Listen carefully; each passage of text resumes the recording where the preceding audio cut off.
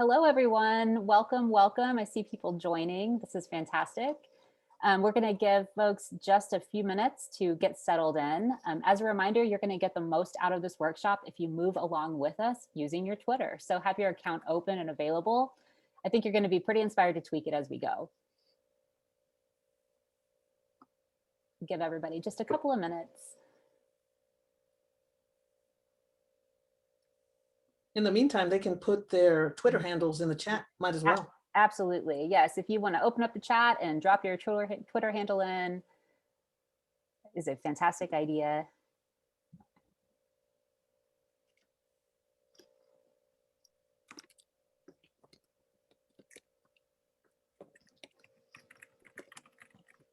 Creating networks here, in the right place for that. Okay, well, welcome, welcome, welcome. It is such a pleasure to have you here on day 2 of our week-long Career Connection workshop series. My name is Beth Francesco. I'm the Senior Director for the National Press Club Journalism Institute here in Washington, D.C. We conceptualize this week of learning as a chance for job seekers like you with any level of experience to come and fine-tune some of those key tools that employers and recruiters use to screen their applicants. Today's focus is especially exciting, tapping Twitter networks in your job search. Before I introduce our instructor, Rebecca, a few housekeeping items. We hope that you're going to have lots of questions today. Please ask them as you have them using the Q&A feature in the bottom right of your Zoom screen. Again, we hope you will open up your Twitter account and play along with us as we move through some of the infrastructure. And Rebecca gives great tips on how we can tweak your content. And at the end of the program, I'm going to share a link to a survey in the chat area. I hope that you'll take a few minutes before you log out and get to the rest of your day to let us know what you learned and how we did. It is my honor to introduce our expert instructor for today, Rebecca Aguilar. I've known and admired Rebecca for so many years, only in part because of her natural abilities to spot talent and connect people to career opportunities. Rebecca is a freelance reporter based in Dallas, Texas. When she's not covering the pandemic or breaking news, Rebecca is leading the Society of Professional Journalists. She is the first woman of color and Latina to become the president-elect of the SPJ in its 112-year history. Congratulations, Rebecca. She is also the founder of 2 of the largest Latino groups on Facebook and LinkedIn. She started Wise Latinas Linked in 2009 to help Latinas network around the country. It's a safe place where they can discuss everything from politics to discrimination. In 2017, Rebecca started Latinas in Journalism because she noticed that Latinas were missing in action in newsrooms around the country.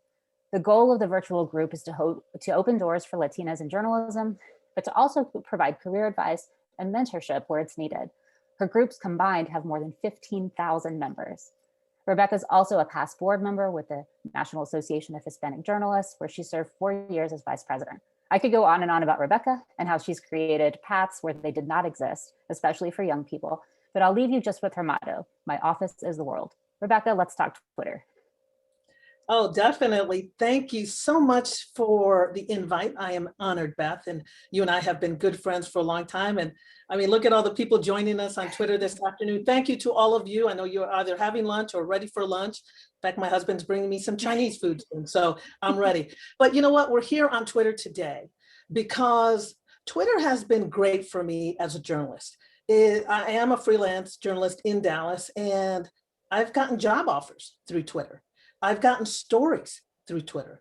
I have found some amazing sources and other fellow journalists. And I think that that's why it's important, Beth, for all the people who are joining us today. And so today, I'm going to tell you a little bit about Twitter, where I find that it's an advantage over many other social media platforms. First of all, I think Twitter is a gold mine. Remember that, a gold mine for opportunities, because every opportunity can lead to a possible job. I always say it's not just what you know, but who knows you.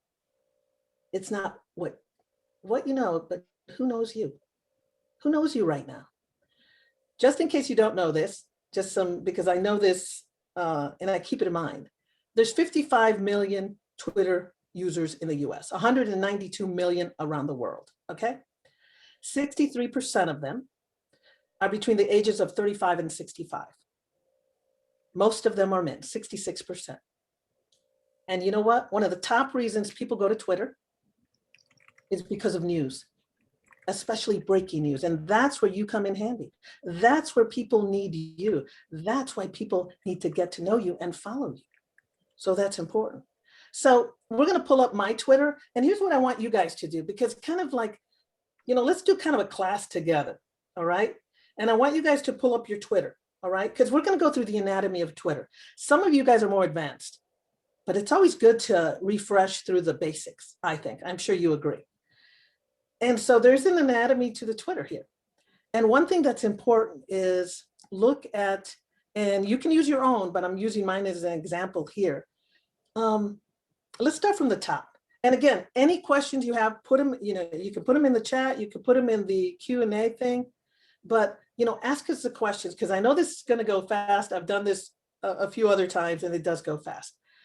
I think one of the most important parts of your Twitter account is that banner. All right. Look at your banner right now. Look at it. What does it say about you in 3 words? Think about that. What does it say about you? I kind of look at that Twitter banner as, when you're driving on the highway and you got a split second to look at that billboard, split second. Insurance, dentist, I don't even know how people expect you to see the sign, but I mean the phone number, but it's quick. People on Twitter are the same way. They're on here quick, quick, quick. So what's that banner going to tell me? You can see my office is the world. That's my quote. What's it tell me about you? Now, some of you, I really want to share your Twitter handles up here, and I want to see if you don't mind. We'd like to see it if you want us to go through it. But remember, that banner is important. Now, if you have a cat, some mountains, maybe, your favorite Italian dish, is that really going to tell me about you for that next job? I mean, unless you cover animals, or unless you're a travel person, yes.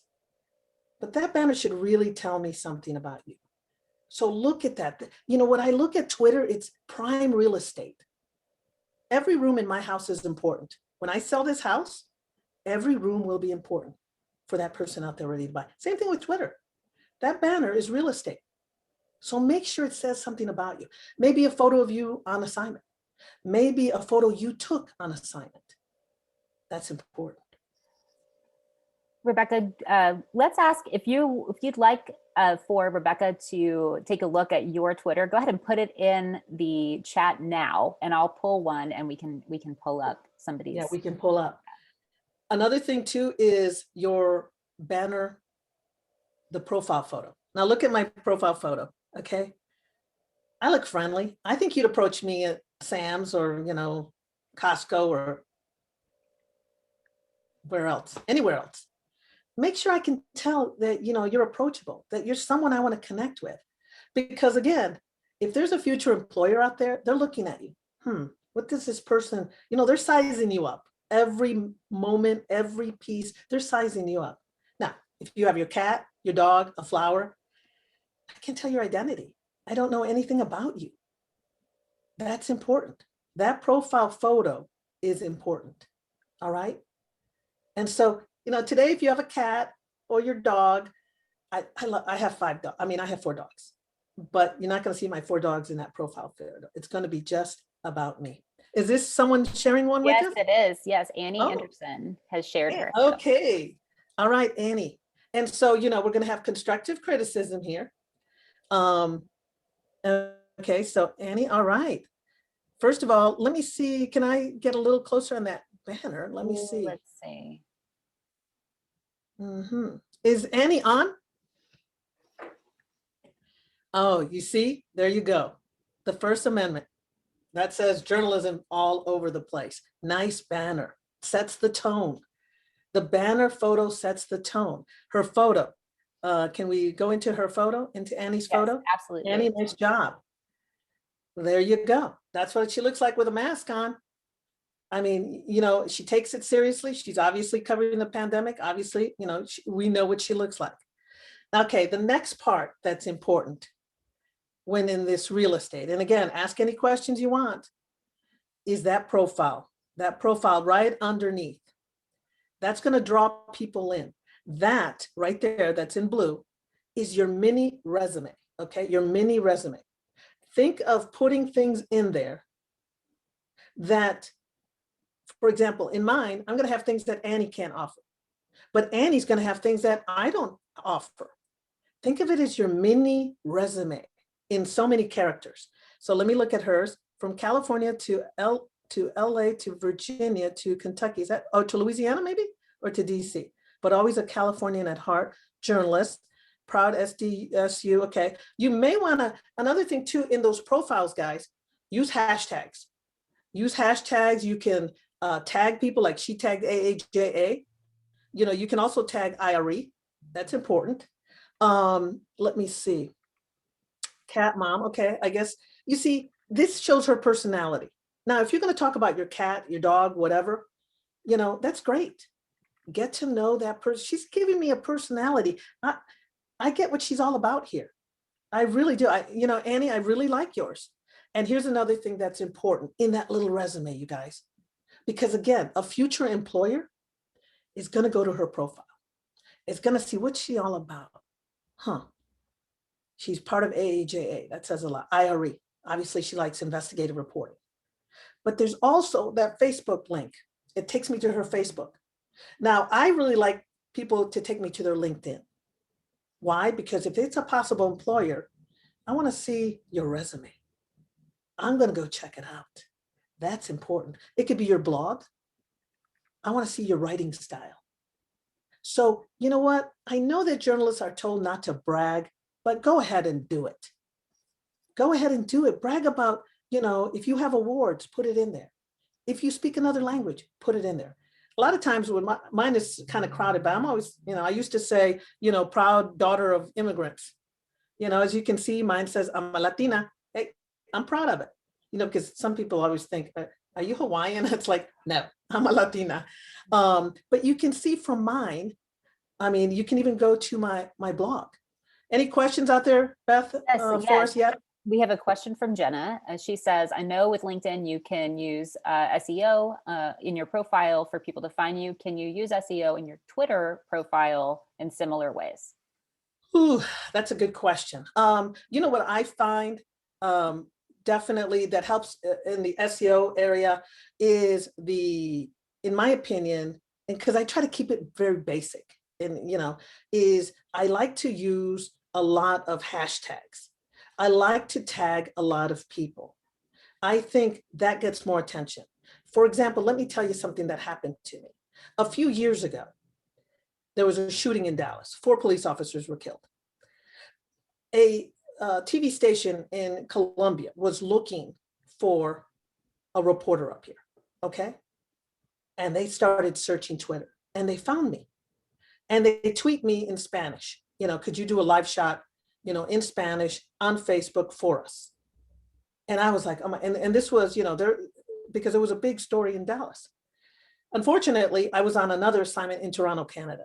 So I had to respond to them. Sorry, I wish I was in Dallas, but I'm in Toronto at the time. I think I even sent them a photo just as proof because I wanted them to come back and ask me in the future. But again, you know, I understand the SEO and the attention that gets, but what I think is important is using hashtags and tagging people. Does that kind of answer your question? I hope it does. It does. Yes, it does. And, you know, Rebecca, one thing that I was curious about is like, you know, when we were chatting about this, you mentioned that there's sometimes a hesitancy from people posting or maybe even tagging large organizations because this fear of saying the wrong thing when they're posting. So can you talk to us a little bit about how to address that? How to address that? First of all, if you're going to tag an organization, it should, and especially if you're a journalist, you know, it may be because you're including them because it's in the parameters. Say I tag an immigration organization or someone, for example, the health department, because of the pandemic. I do cover that a lot too. I'm tagging them because I want them to see that I'm including them for a reason. You know, I'm including them because they're part of the story, or because, for example, I may have shared a statistic that they put out there. Don't be afraid of that. Unless you're going to say, hey, you know, I mean, you suck. I mean, of course, you don't want to say anything like that. You don't want to say anything negative.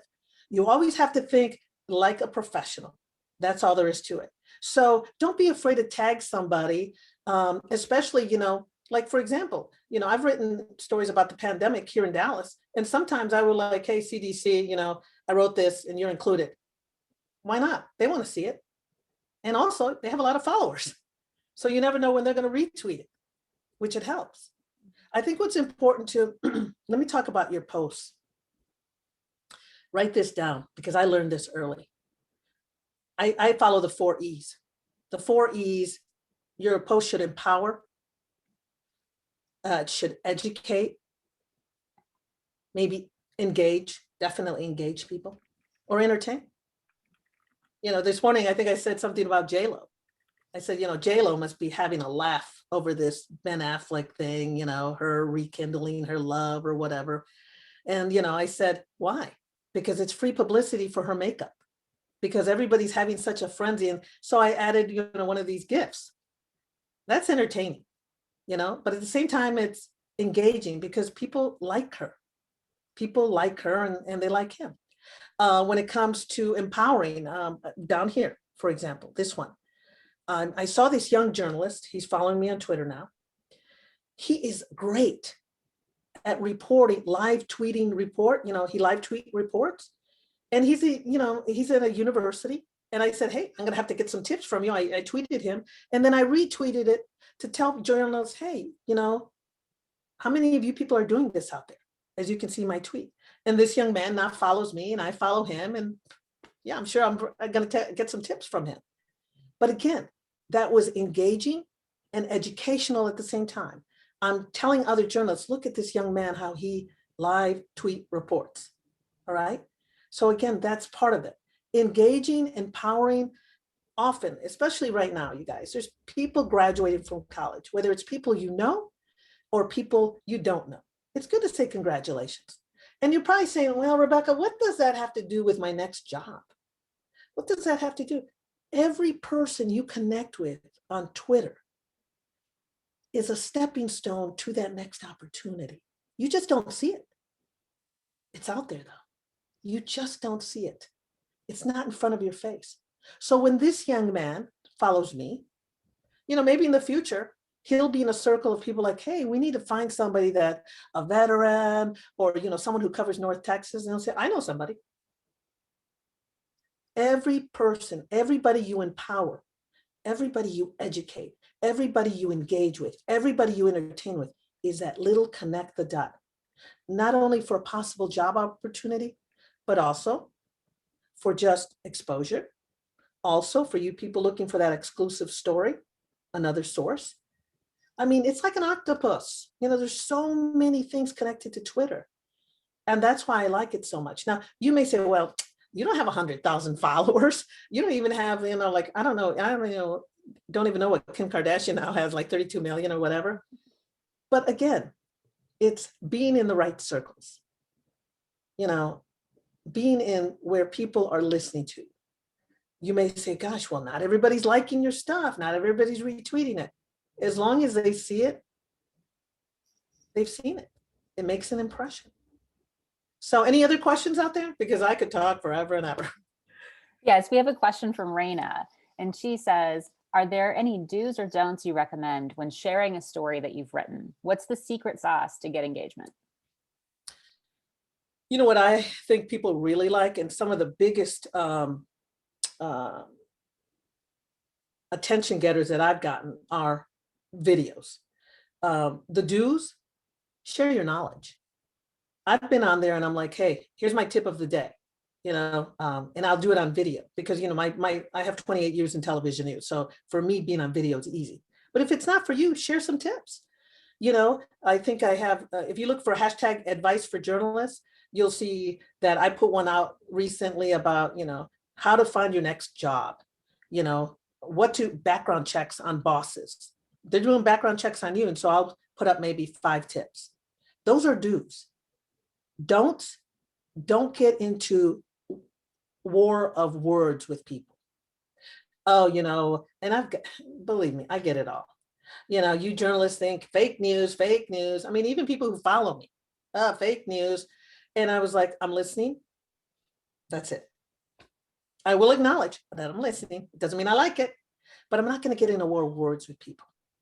Now, do block people who are racist, who are just plain ugly. It's okay. That's why Twitter created block.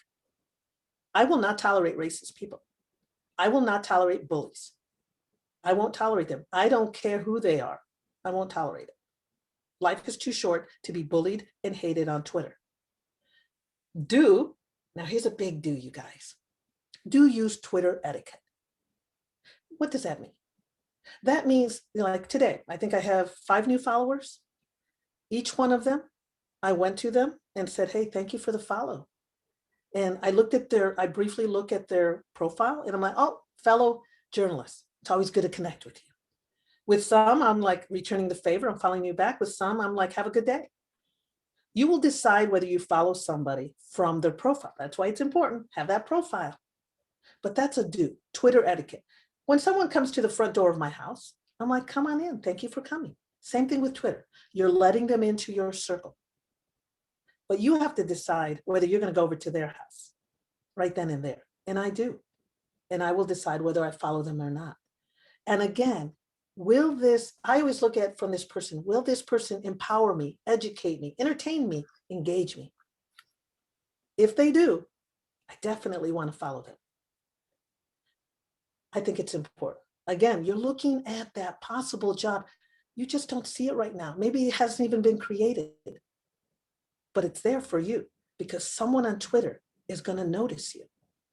Rebecca, what it sounds like, I mean, I think about how I've used Twitter, which is not the way that you're talking about, but it sounds like for some of us, it might be reframing this from a tool to a relationship, just a conduit to building relationships. Which brings me to a question from Bailey that's in the chat. How can you leverage Twitter if you don't have that many followers? Does the number really count when you're trying to use it to find employment? Look, any messaging is better than no messaging at all. And you can't get hung up on, you just don't know, you just don't know who's going to see your tweet. Again, I know, for example, Jim Acosta and I follow each other. He's got, I don't know, 2 million people. Soledad O'Brien, she's got like 1 million. But I know that my tweet will end up in her feed. I don't have 1 million people. I don't even have 10,000 people. But I know in certain areas it will end up, or even if it's just someone that has, 100 followers. I think I started following someone the other day that just had 100 followers, but again, they may have that quality you need. So don't get hung up on, oh, Jason, I don't have enough followers and are people seeing it? They're seeing it. They're seeing it. You just don't know. And just because they don't like it or just because they don't follow you back, if you're in somebody's feed, they're going to see it. They will. If you're in my feed, they're going to see it, unless I, blocked you.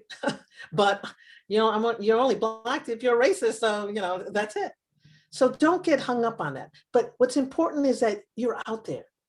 Have a message. Set your tone. Let people know you're an expert in a certain area, aviation, immigration, food, travel. Let them know. Because again, here's another thing. What leads to jobs? So one time MSNBC contacted me, I believe through Twitter, and they wanted me to be on something with Mr. Trump and, throwing people out of press conferences or whatever. And I was like, sure. You just never know who's going to ask you to speak somewhere, whether it's in front of a big crowd or on television. And again, that future employer may be watching and go, get me her number. I need her. You just never know. What other questions do we have? We have a question from, I believe, Nadia, who says, what if you don't focus on one area or niche and you're not always sure what exactly to tweet, especially if people know you for one thing specifically, but you have different things that interest you and you'd like to tweet about or maybe write about in your future job? Well, first of all, if you have certain interests, please put them in that profile. I love writing about hashtag travel, hashtag, gardening, whatever. That's important in that profile. That is important. But it's okay. I mean, if you look at mine, you really don't know what I write about. It's okay to have that variety in your background. You don't have to have that one specific beat. Again, look at mine. I cover everything from protest, pandemics to immigration to, just entrepreneurs. Definitely look at that as be the expert in everything, it's okay. It's okay. You don't have to say, some people do have beats, but I think some of the best reporters are the ones that can cover anything. If today someone called me and said, look, I need you to go cover the Dallas Mavericks because they're going to get a new player. Okay. I may not know very much about basketball, but I'll be there. So it's okay. But just make sure that in your profile there that you do put hashtags to the things that interest you the most.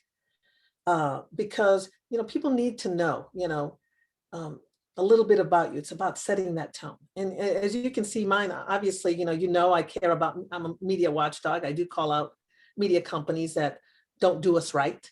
And as you see, I'm proud of being a Latina. I do things about women of color. So make sure that's in there. That's important. We've got another question that from Annie, who says, I find I generally get more interaction when I post non-news related content. Should I continue to do both, to both bump my interactions, insights, or just limit it strictly to news? Right now, she's doing both. Do both. Show people you have a personality. We can't all be business. The other day, I think I posted something with my dogs. By the way, when I put something like, I'm sure many of you heard about the big freeze in Dallas, and it snowed here, and I let my dogs out, right? Geez, I think that got like, I don't know, 10,000 views, maybe 15,000, like overnight. My dog's just jumping around in the snow. So yeah, that's part of your personality. That shows that, hey, I'm not all business. As long as it's something that, shows me your personality. Obviously you don't want anything embarrassing or anything that's too controversial. But yeah, it's okay. I mean, we're human, I'm going to laugh. There's this kid on Twitter. I think he's called the Good Correspondent or something like that. He's a kid, a mini journalist. And I love his stuff that he posts. He'll post things about, children and just fun things. I think he posted the other day, a little kid on a trampoline with her dog, and they were just bouncing. And I thought, oh, that made me laugh. And I'll retweet it and say, here, look at this for a good laugh. So it's okay. Show your personality. We're not robots. We're humans. That's so true, Rebecca. But sometimes when we're in work mode, right? Like Anne points out in her question, what if your Twitter handle is tied to your publication? So should you start from scratch with a Twitter account that's yours for non-work related tweets, or to promote yourself for a job search? So many, I think, especially we see this in like maybe smaller publications where they're tied to, the account is tied to the actual publication itself. So what do you think? I personally like to have my own account because if I move another job, that all those people come with me. They don't stay with that company. Now, if that company wants to start their own, let them. I mean, you're gonna have to work both, but have your own account. And even if it's connected to a small newspaper, you're not going to be tweeting anything that's going to embarrass the company. Another thing, it's something like, I always say that, as long as it makes your employer proud, it makes your parents proud, and even your pastor proud, fine. Okay. I mean, unless you're going to say something really embarrassing or something that can come back and bite you in the behind, it's okay. Because first of all, and I'm sure your bosses would agree with this, is people will give you stories because they have that, that feel, they connect with you on Twitter. You're showing them a piece of your personality. Like I often tell people, I'm honest, my parents were undocumented workers when they came to this country. It's pretty truthful. I got nothing to hide. But people appreciate that I don't hide that, because there's some people, I'm sure, that they've been embarrassed or shamed into, oh no, I better not tell anybody that my parents were undocumented, but I'm proud of my parents. I mean, look at me now, because of them.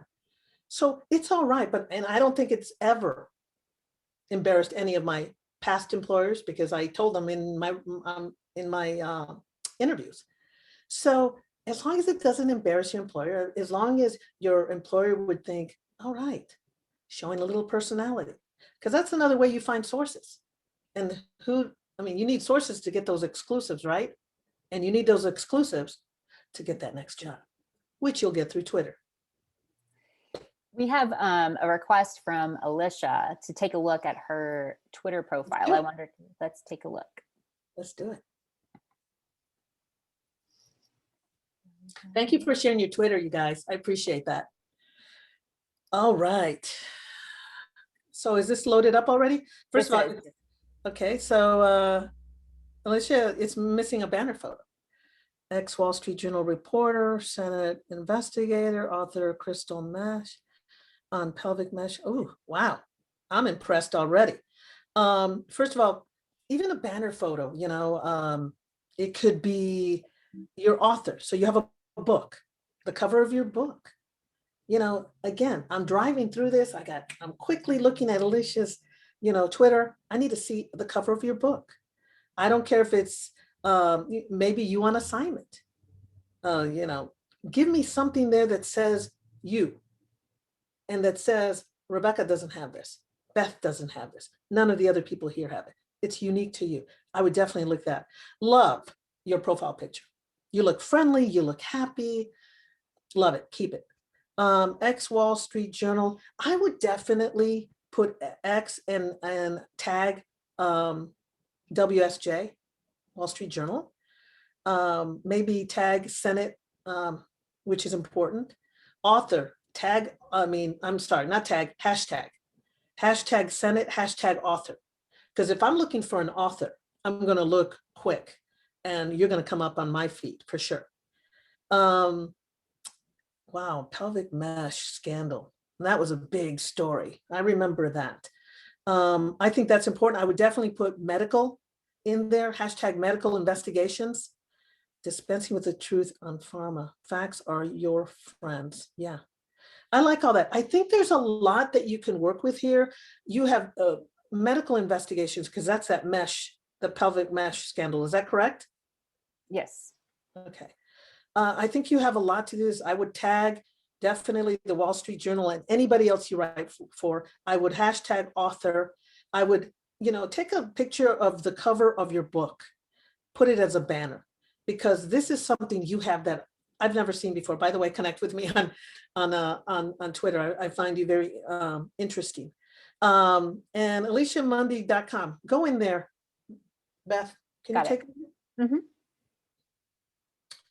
So this is you. Oh, okay. And also, let's be consistent with your photos. All right. Consistency is, I'm going to see suddenly this is a different kind of photo. I like that whimsy kind of photo, kind of like more relaxed kind of thing. And I know you have a tone as an author. I get it. But, also, bring me your personality. I like these kind of photos, but I like that other photo, more personality. Love your website. I love it. A lot of white space. It took me to it.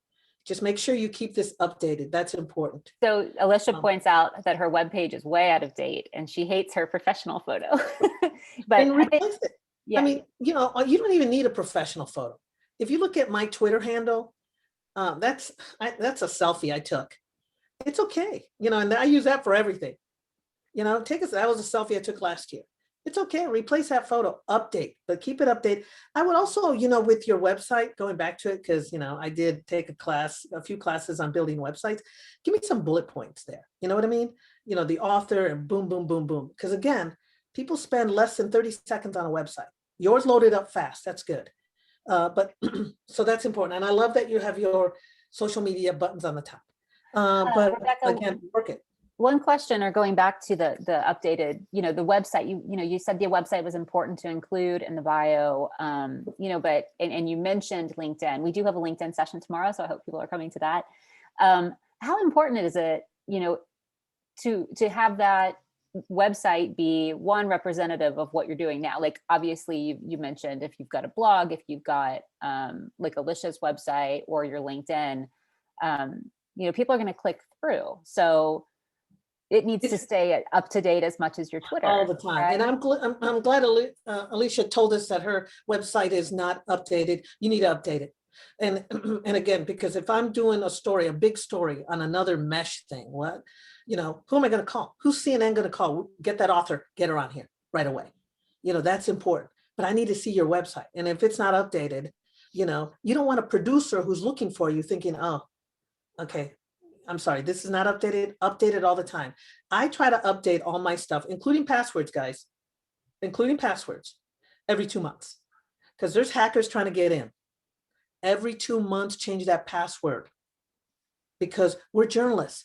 They want to hack into us. Knock on wood, I've never been hacked. I'm sure there's going to be a hacker out there who's going to try to get me. But anyway, yeah, we've been Alicia, I'm really impressed. Jenna, ooh, I love, okay, let me see. So that banner photo tells me something about television, I guess. Yeah. Let me see, journalists. Again, hashtag journalist. Okay, everybody out there, hashtag journalist, because if I'm doing a search on journalists, I'm going to look for that. I like your banner. It says news to me. I don't know, kind of blacked out. All right, media studies scholar, 13WREX. What is 13WREX? Can you go in that? Yeah. Is Yes. that where she works currently? Oh, okay. Oh, so are you a weather person? Is she a weather person? Jenna, can you tell us a little bit about yourself in the chat? Go back to her profile. And yeah, we'll get there. There we go. Jenna is an assignment editor and news producer. Okay, girl. Then tell me. Okay, you're not just a journalist, you're a news producer, hashtag producer, a lot of producer jobs out there, and assignment editor. All right, you need to tell me that. I think it's very important. And so I guess at this station, so put, I would start it with the station, and then I would put assignment editor and producer, hashtag both those. Regional, okay, good, you got a Moro, okay, news literacy. Teach media consumer facts from fiction. Tell me about that. What is that? Teach media consumers fact from fiction. Is that a class or, tell me. I'm not really sure what she does there. So is she telling you? So no, it's not there yet, but it is. So what you're pointing out is that it makes you want more, but you need to have the more there. Yeah, tell me specifics. Journalist. Okay, you're a journalist, but now you're telling me you're a producer and assignment editor. That's more important than journalists. It also sounds like, Rebecca, what you're saying is that for some of the work that we're doing, things like journalist or things like producer, those types of roles are good to hashtag because a job, like an employer, a recruiter will go to Twitter and then use that hashtag and see who pops up. That's one way to definitely use those. Definitely. And hashtag TV news. That's another one they look for. Merle, they have their own Twitter handle, the Merle, so you can tag them. So anybody that's looking for someone with a Merle award is going to pull you up. But again, that is prime real estate. I love your photo. Make sure it's updated. I don't know if that's updated or not. And I'm just Jenna. I like that too. Be very careful with names too. Like I like Rebecca Aguilar. You're going to Google me. It's Rebecca Aguilar. It's not Rebecca the cat lover. That doesn't tell me anything. So if you have one of those funky names, try to make it your own, like this. I mean, I'm sure someone, I'm just Jenna. I'm not really sure why you didn't use your last name, but make sure that somewhere, even in that, by the way, Jenna, even in that profile, that you have your full name, just in case I'm doing a search on you. I need to be able to find you. With me, it is Rebecca Aguilar. But if not, if Rebecca Aguilar had taken it before another one, I would have put hashtag Rebecca Aguilar to find me. I hope that helps. That's a great. But I love your banner. Love it. Let's stop sharing for just a minute, and we've got a couple of questions that get to the heart of creating what it sounds like is that we need to create a great profile, tag the appropriate words. We need to tag organizations we're involved with. We need to be engaging. That sounds like a lot of work. And so, how can somebody who maybe isn't as involved on Twitter right now, but now recognizes the power of the search, the power of this networking tool, how can they get excited about it? Bailey says, to be perfectly honest, I've never really been interested in using Twitter regularly. What are ways I can approach it to enjoy it? Well, first of all, I mean, I'm just going to be honest. You got to change that attitude. You got to look at it like this is a gem. This is free. Like I showed you, I mean, J-Lo is selling a ton of makeup right now because everybody's writing about her, right? Use it as a place, a stepping stone to that next opportunity, that next story. And don't overthink it. I know it can be overwhelming, but it's like your house. During the pandemic, I made sure I was cleaning one room at a time. Same thing with yours. Think this week, I'm going to look for the best banner photo. Next week, I'm going to look at the profile, make it better. The next week, I mean, you can break it up in time. There's no clock on it. We're not clocking. You're like, okay, when are you going to do this? This is your platform. This is your baby. So don't get overwhelmed with that. What I try to do though every day is try to find a couple people that I want to follow, and I'll follow them. I never ask them to follow me back.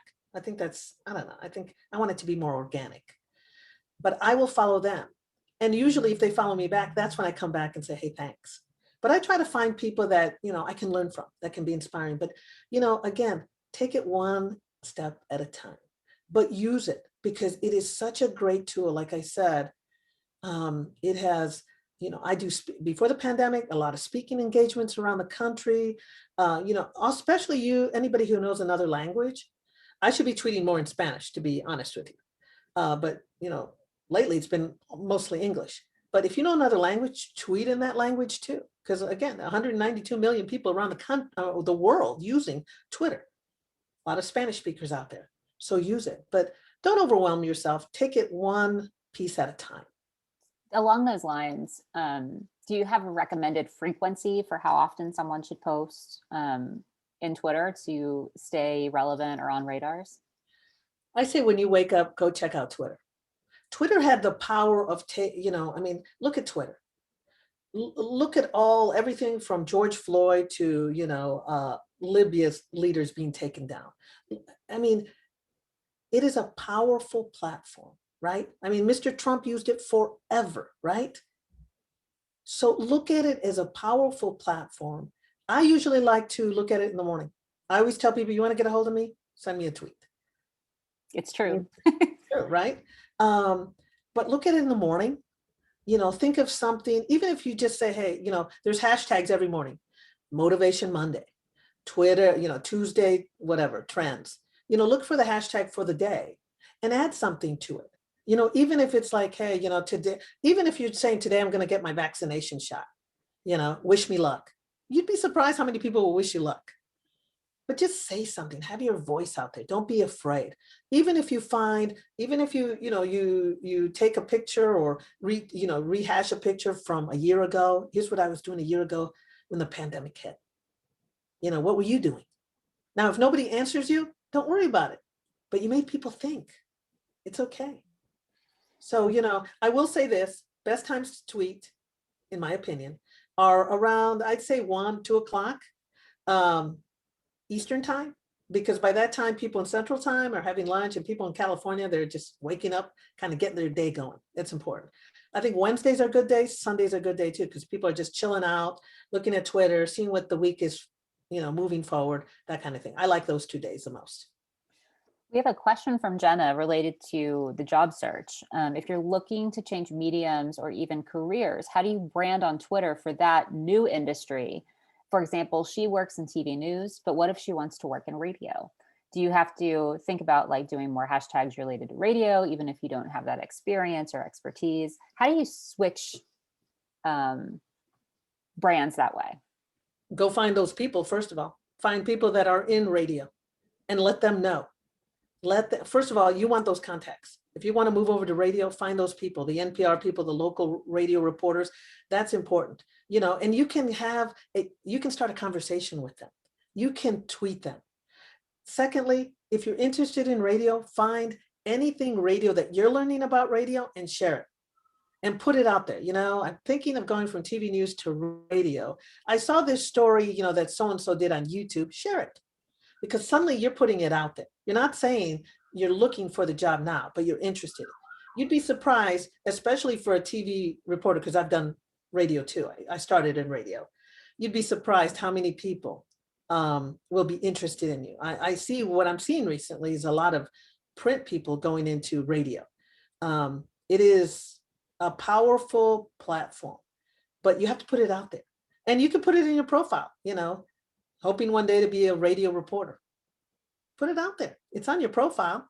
And it means that that's something you're looking at and you just never know. But I would definitely try to connect with radio reporters, radio producers, because, nothing's more flattering when somebody says, hey, can I ask you this about this? Suddenly you feel like, gosh, somebody appreciates what I do for a living. And sometimes we don't get that from our bosses. There are some fantastic, just to build on that, there are some fantastic lists of radio journalists, TV journalists that exist on Twitter. So if you just search in within the lists for those different career fields or different types of work or roles, you can definitely track those people down pretty easily, because those lists exist, and they're pretty easy to follow. Exactly. We have a question from Bailey who says, how should you approach Twitter when you're unemployed? How do you promote content when you're not creating content? Everybody else has content, right? If you see a story today, that you think is interesting, like, again, I saw this young woman from a university this morning. She did a story about the last year for seniors. It was kind of like, blah. It was a good story. It's not my content, but I retweeted and said, hey, every journalist should be doing this story with their local university. So just because you don't create content, it doesn't mean you can't share somebody else's content with a little boost. And nothing is more flattering. Again, this young woman started following me because she liked that, I promoted her story. And, do that. Just because we don't have jobs, it doesn't mean we're no longer messengers. You're still a messenger. You're still important. What you say is valid because you're a journalist. You're not somebody that just is just writing. So find a story, promote it, even go find the author of the story and say, hey, you know what? This inspired me. I just want to let you know. That makes them feel good. It's like the young man who was live tweeting his meeting. I went to him and said, hey, I need some tips. And I'm sure he looked at my profile and said, oh my gosh, she's a veteran. How am I going to teach her? But that was a compliment for this young man. So remember, you're always a messenger, whether you have a job or not. You're important. What you say is important. Can you talk to us a little bit, Rebecca? We talked about this earlier today, you and I, about, when we do share something, whether it's a retweet or whether we're giving it a signal boost with, our take on it. Talk to us about this idea of retweets not being endorsements. Oh yeah, that's something, I don't know who started that. I see that in profiles, FYI, retweets are not endorsements. They kind of are.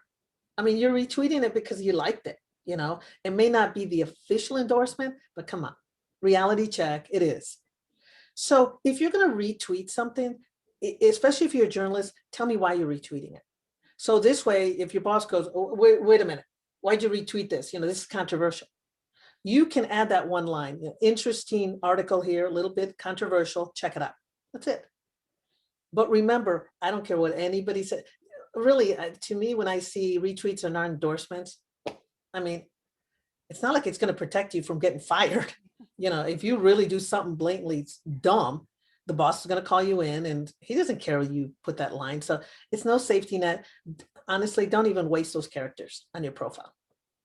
We, Rebecca, I've worked with students before I came to work with the Institute. And when we would talk about Twitter, one of the things that we suggested was doing, especially as they were getting into junior, senior year, and they were looking at moving into their entry-level jobs, we asked them to each do a content audit to give, what would their first impression of themselves be if they looked at all of the things that they had shared, retweeted, put out there. And so just to build on what you're saying, in terms of when something might be maybe not so great to share or endorse, what are you endorsing? What have you put out there? And what is that first impression? Just like you said, with the banner, the bio, the photo, what are you telling people with what you're sharing? And that can be a level of expertise, because you can show by sharing other people's content that you follow this, that you're knowledgeable in this area, even if you may not be publishing or producing something on that right now. And that's, you have to be careful. For example, I'll see articles about, stop the cops from doing this or defund them or whatever. And I'll see retweets from journalists. I'm like, okay, you still have to cover the cops. All right. You still have your sources in the police department, the police association. So when you're retweeting this, sometimes it will send a message to those police officers. So if you're going to retweet something like that, stop the, defund the cops, or, every cop is a liar or whatever, you better add something like, this hard, so-and-so, Rebecca Aguilar wrote this story, interesting perspective on blah, blah, blah. Give me a reason why. Because if I see that retweet and I'm a police officer following you because you've covered my union, you could be hurting your relationship. You have to be careful. I mean, understand, we're all biased. I mean, I'm the daughter of undocumented workers. Do you think I like when people bash undocumented workers? No, I don't. But the thing is, when I'm covering the story, I have to cover it fairly, whether there's haters of undocumented workers and the people who help undocumented workers. My job is to be the messenger. My job is not to tell you my opinion, unless you come after my parents. That's a different thing. But no, but what I'm saying is be very careful about that. And it's all back to the 4 E's: engaging, empowering, educational, entertaining. You got all 4, you got a great tweet. Also, I always tell people this: please don't tweet when you're angry because someone upset you, on TV or whatever. Just, how those tweets can come back. You've seen people in journalism lose their jobs because you always leave that digital fingerprint, always.